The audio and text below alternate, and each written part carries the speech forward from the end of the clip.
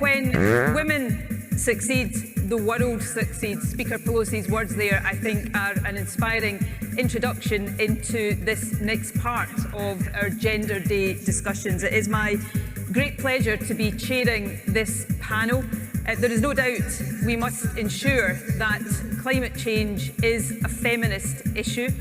We must make sure that the experiences of women and girls across the world, so often disproportionately impacted by climate change, are understood as we devise the solutions. The voices of women are at the centre of creating and implementing the solutions to climate change. To have a conversation, which is why I'm out here, which is why I'm glad you've come along. Right. And we'll be in Canvas Barron, so you're getting an email that will be coming by. You'll also get something through your door. Okay. I'm keen to have a discussion, I am. Yeah. But the Twitter stuff doesn't help. Why? Because it looks obnoxious. How does asking you when you're going to have an actual sit-down surgery look obnoxious? Well, I'm afraid that your reputation does precede you. You're in our database as having been quite aggressive to previous canvassers, because I'm very keen to have a conversation with you. I'm very keen to have a conversation. Thank you. I represent Scotland within this House, proudly European.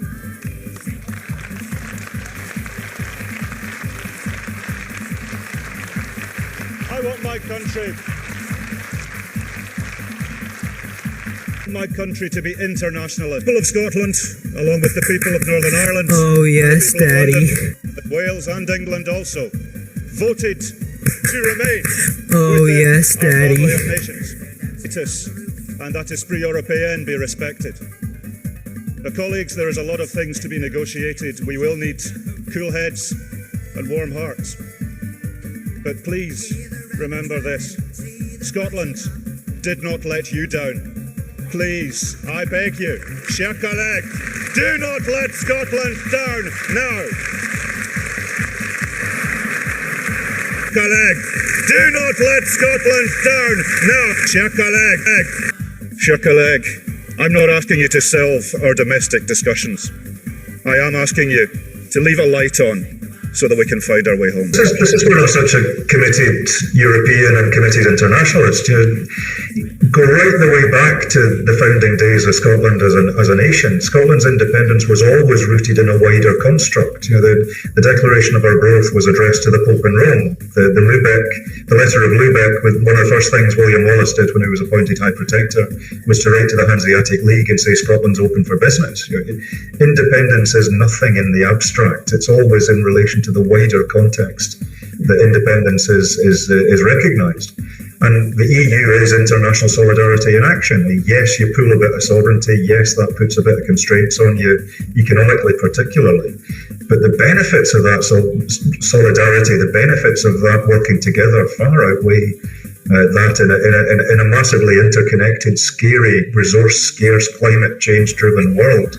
Yeah. We're going to need to find ways of working with our friends and allies. And it grieves me deeply that the UK presently shows no sign of cooperating in that structured sense with other organisations like the EU. And that's where I think Scotland's got a better future as an independent state in the EU.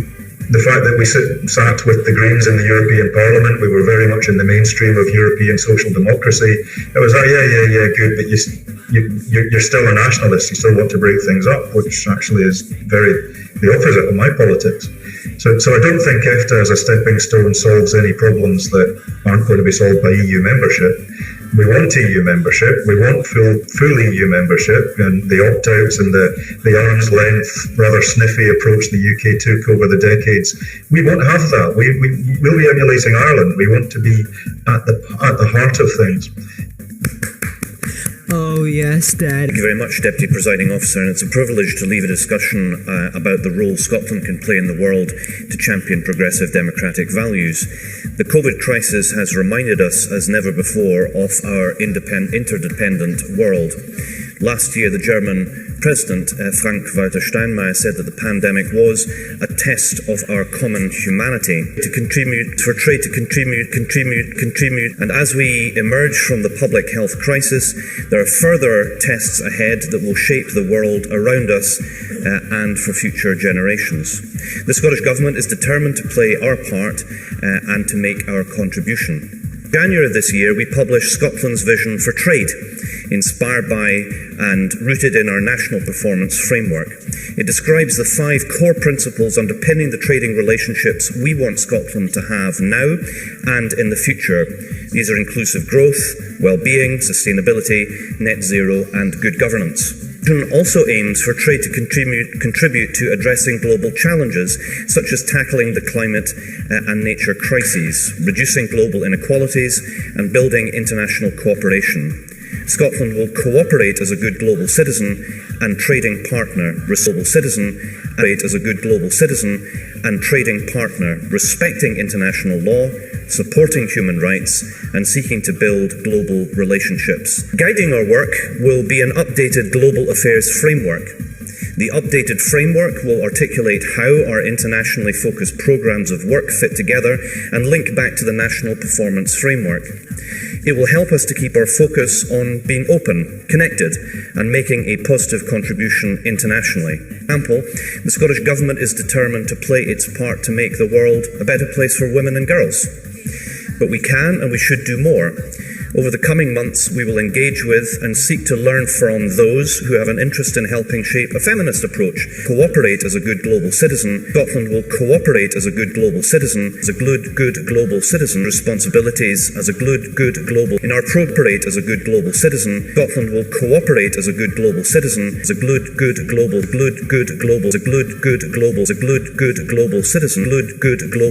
Responsibilities as a good global. In our programme for government, we've committed to developing a cultural diplomacy strategy to ensure that cultural links with our partners in Europe and beyond are developed further. The pandemic has clearly taken a significant toll on our cultural and creative sectors, but this masks the damage done by no longer being part of the European Union.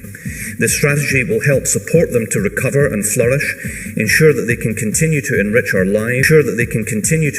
lives, put Scotland on the world stage, and contribute to our own sense of nation. Of course, membership of the EU is about much more than trade deals, and Scotland shares with the EU a vision for Europe that embodies democratic values, promoting the well-being of all in society, rises fully to the challenge of the global climate emergency, and supports a sustainable economic recovery from the global pandemic. We believe the pandemic and the response to it has demonstrated the need for more cooperation between independent nations, not less. And the election in May once again underlined the strong support from the people of Scotland for our view that rejoining the European Union at the earliest opportunity as an independent country represents the best future for Scotland. I'll give a broader answer to that question. For the organisations that work in the 100 or so countries that we represent, climate justice came out as a strong, if not the strongest, driver for action on COP in any setting. We worked with organisations to try and understand what that meant through a collection of personal and human impact stories on what climate justice really means in different settings. And the reality is it means a lot of different things. It means social justice, it means gender justice, it means intergenerational justice. And the reality is in countless settings across the world, globally, we're failing. And COP26 failed to deliver on climate justice. A good global citizen, actually, that wants to be a good global citizen. Good global citizen. Be a good global citizen, actually, that wants to be a good global citizen. That we want to continue to be an open, welcoming, diverse, tolerant country. A small country, but one that wants to play our part.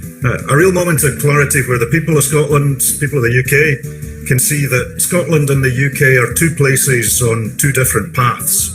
To govern is to choose. And we in this party have a long and proud history of we don't want to be independent to be separate or apart.